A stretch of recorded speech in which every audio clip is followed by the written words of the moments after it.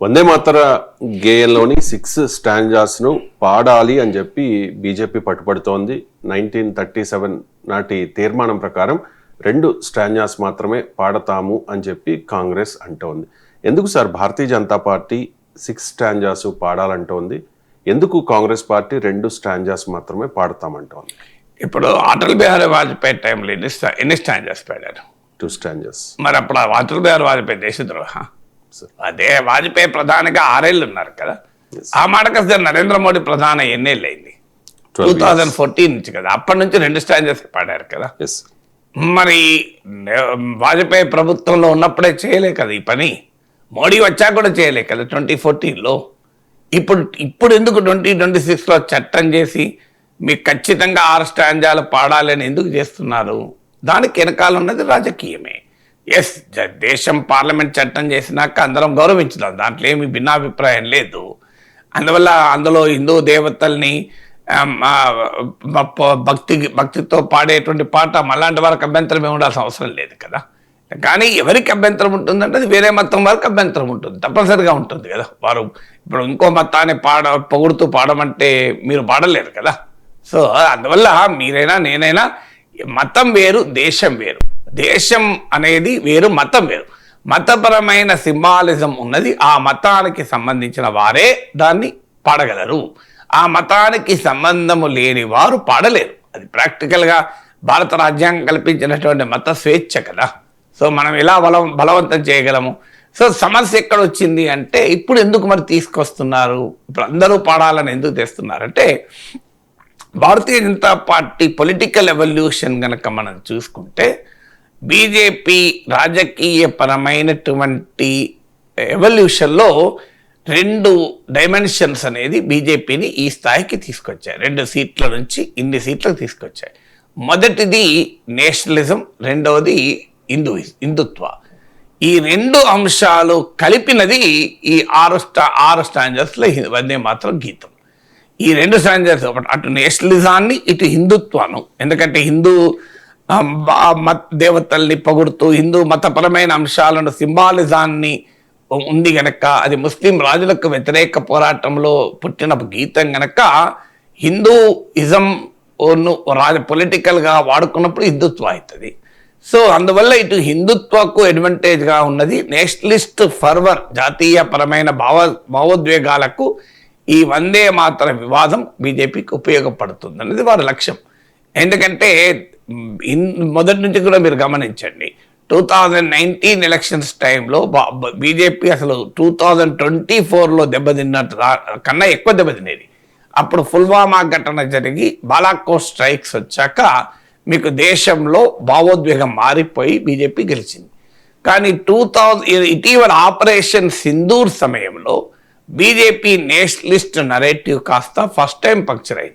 మీకు అందుకే India today 3వ నేషన్ సర్వే తీసుకున్నా మీకు క్లియర్గా డిఫరెన్స్ కనబడుతుంది. బాలాకోట్ స్ట్రైక్స్ తర్వాత మోడీ ఇమేజ్, బీజేపీ ఇమేజ్ పెరిగింది చాలా ఎక్కువ కంపారిటివ్లీ. ఆపరేషన్ సింధూర్ తర్వాత మోడీ ఇమేజ్ ఆ స్థాయిలో పెరగలేదు.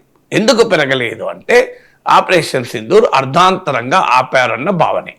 ఎందుకంటే ఒక రకమైన హైప్ క్రియేట్ చేశారు. ఎలా అంటే అఖండ భారత్ ఇక సాధ్యమయ్యే క్షణం వచ్చేసింది, పాక్ ఆక్రమిత కాశ్మీర్ను మనం తీసేసుకుంటాము, స్వాధీనం చేసుకుంటాం, పాకిస్తాన్ సర్వనాశనం అయిపోతుంది మోడీ నాయకత్వంలో అని ఒక తీవ్రమైన హైప్ క్రియేట్ చేశారు.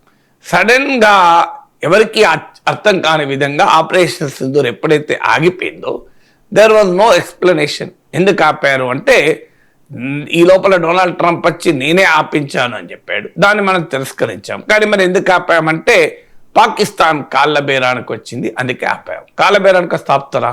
పాకిస్తాన్ ఏమైనా రిటర్న్ కమిట్మెంట్ ఇచ్చిందా? నేను తీవ్రవాద చర్యలను జరపను అని రిటర్న్గా ఎక్కడైనా రాసిచ్చిందా? నేను ఇక ముందు పహల్గాములు జరగవు అని ఎక్కడైనా పేపర్ మీద రాసిందా? సో మరి ఎందుకు పాకిస్తాన్ అడిగితే మరి ఆపాలి?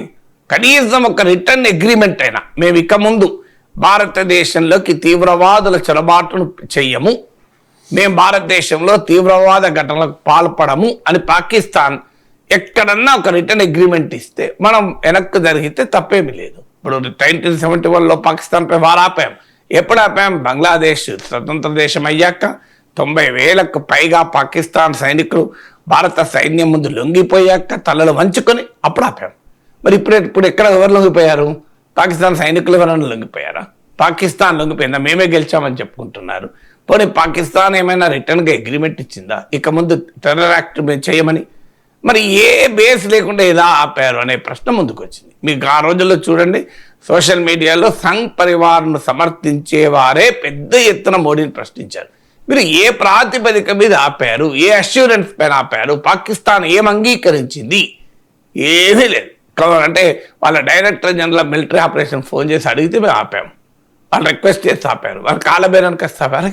కాళ్ళబేరానికి వస్తే వాడు నిజాలు ఆపుతాడా?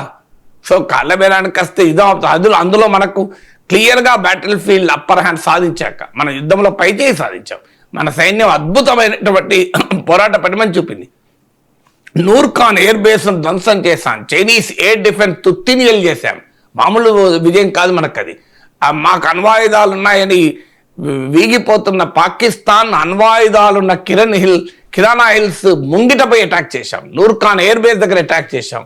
అసలు వాడికి అర్థం కాని పరిస్థితి. మన బ్రహ్మోస్ క్షిపణుల మోతకు గుండెలు దద్దరిల్లాయి పాకిస్తాన్కి. అలాంటి పరిస్థితుల్లో పాకిస్తాన్నిక శాశ్వతంగా మనకు ప్రమాదం లేకుండా చేయకుండా ఎందుకు ఆపారు అన్నది క్వశ్చన్ అనేది భారత ప్రజలు వేధించింది. ఎందుకంటే రీజన్ ఏంటి? కనీసం వాడితో ఏదైనా అగ్రిమెంట్ రాయించుకునో, సరెండర్ డాక్యుమెంట్ రాయించుకునో, లేదా ఒక అష్యూరెన్స్ అయినా తీసుకోవాలి కదా అని. దీనికి తోడు ట్రంప్ నేను ఆపించాను అనడము కాస్త భారతీయ జనతా పార్టీకి ఆపరేషన్ సింధూర్ తర్వాత నేషనలిస్ట్ పొలిటికల్ నరేటివ్లో ప్రశ్నలే మిగిలిపోయాయి. ఇది మొదటిగా అర్థం చేసుకోవాల్సిన అంశం. అందువల్ల ఇప్పుడు మళ్ళీ నేషనలిజాన్ని ఆయుధంగా వాడాలి అంటే ఇప్పుడు ఏం చేయాలి అనేది క్వశ్చన్.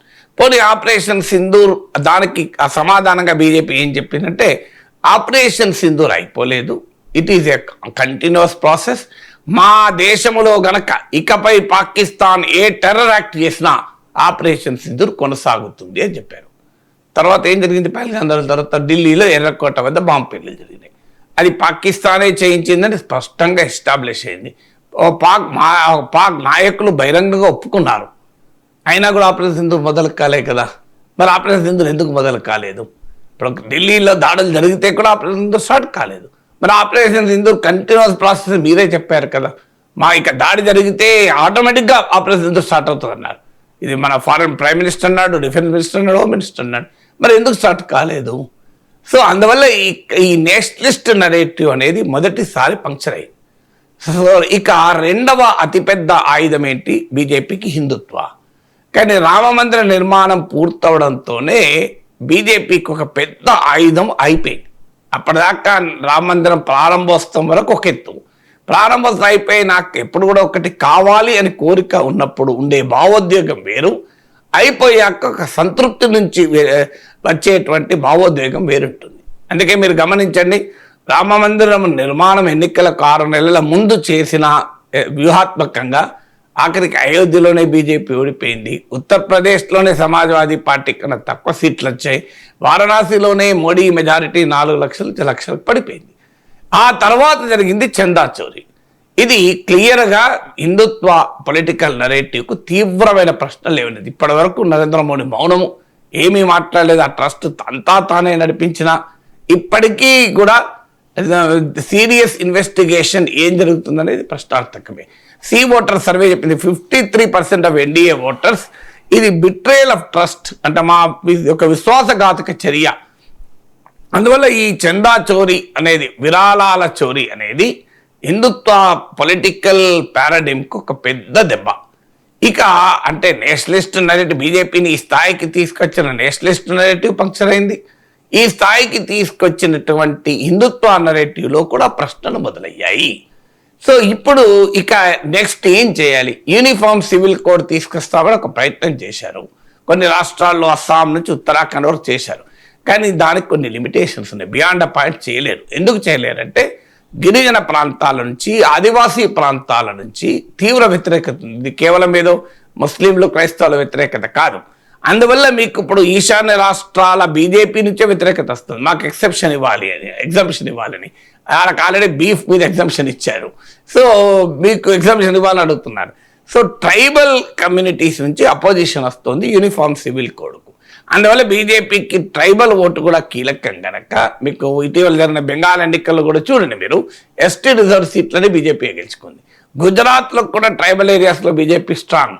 మీకు అలాంటప్పుడు ఇక్కడ కూడా మీకు చూడండి ట్రైబల్ ఏరియాస్లో ఆదిలాబాద్లో కూడా మీకు బీజేపీ గెలిచింది.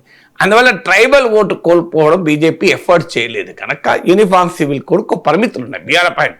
దానికి తోడు ఇంటర్నేషనల్ రామిఫికేషన్స్ కూడా ఉంటాయి. మీకు గుర్తుండే ఉంటుంది, నుపుర్ శర్మ ఒక మాట మాట్లాడితే తీవ్రమైన వివాదమే ఆమెను పార్టీ పక్కకు పెట్టింది. ఏంటి భారతదేశంలో లౌకికవాదుల డిమాండ్తో పక్కకు పెట్టలే, షేక్లు, సౌదీ అరేబియా రాజు, ఖతార్ రాజులు, మీకు దుబాయ్ రాజులు వీళ్ళందరూ అడిగితే పక్కకు పెట్టారు. భారతదేశంలో లౌకికవాదుల డిమాండ్ పక్కకు పెట్టలే, మీకు ముస్లిం దేశాల నుంచి వచ్చిన వ్యతిరేకత వల్ల ఆమెను పక్కకు పెట్టారు. ఇటీవల చూడండి FCRA foreign country regulation act, మీకు అప్పటిదాకా అపోజిషన్ ఎంత పోరాడినా జాయింట్ పార్లమెంటరీ కమిటీకి ఒప్పుకోలే. ఒక అమెరికన్ సెనేటర్ ఇది క్రైస్తవుల వ్యతిరేక చట్టం చేస్తోంది మోడీ ప్రభుత్వం, యాంటీ క్రిస్టియన్ అనుడుతోనే వెంటనే FCRAను పార్లమెంట్ గడిచిన సమావేశాలు ఆమోదించాలి. మీకు మాన్సూన్ సెషన్లో ఆమోదించకుండా దాన్ని జాయింట్ పార్లమెంటరీ కమిటీకి పంపారు. అందువల్ల నుపుర్ శర్మ చర్యకు ముస్లిం దేశాలు కారణమైతే అమెరికా సెనేటర్ క్రైస్తవులకు వ్యతిరేకంగా చేసే అనడంతో చెప్పి సిగిపోయింది. అంటే యూనిఫామ్ సివిల్ కోడ్ వల్ల ఈ రకమైన ఇంటర్నేషనల్ రామిఫికేషన్స్ ఉండే అవకాశం ఉంది. అంటే నేషనలిస్ట్ నరేటివ్ పంక్చర్ అయింది. ఇప్పుడైతే పాకిస్తాన్, సౌదీ అరేబియా, తుర్కీతో నాటో తరహా ఒప్పందం చేసుకుంది, కాంప్లికేట్ అయిన సిచ్యువేషన్ ఇప్పుడు ఉంది. సో అందువల్ల నేషనలిస్ట్ నరేటివ్ పంక్చర్ అయింది, హిందుత్వ నరేటివ్ పైన ప్రశ్నలు ఎదురయ్యాయి, యూనిఫామ్ సివిల్ కోడ్ పైన పరిమితులు ఉన్నాయి. అప్పుడు ఏం చేయాలన్నప్పుడు ఈ వందే మాతరం అనేది కొత్తగా ఈ కాంట్రవర్సీ తీసుకొచ్చారు. అందుకే వందే మాతరం పైన చట్టం చేసి ఇప్పుడు వందే మాతరం 6 స్టాంజర్స్ పాడనని కాంగ్రెస్ వర్కింగ్ కమిటీ అంటుంది కనుక మీరు కాంగ్రెస్ పార్టీ దేశద్రోహ పార్టీ చూడండి ముస్లిం మత రాజకీయాల కొరకు చేస్తుందని. నేను ఇంట్రెస్టింగ్ ఏంటంటే బెంగాల్లో శివేంద్ర అధికారి ప్రమాణ స్వీకారం, బీజేపీ ముఖ్యులు ప్రమాణ స్వీకారం చేస్తే మీడియాలో వచ్చిన కథనం మీకు నరేంద్ర మోడీ సమక్షంలో జరిగింది. వందే మాతరం గీతం మొత్తానికి పాడలే, 6 స్టాంజర్స్ కూడా కాదు, 2 స్టాంజర్స్ కూడా పాడలే.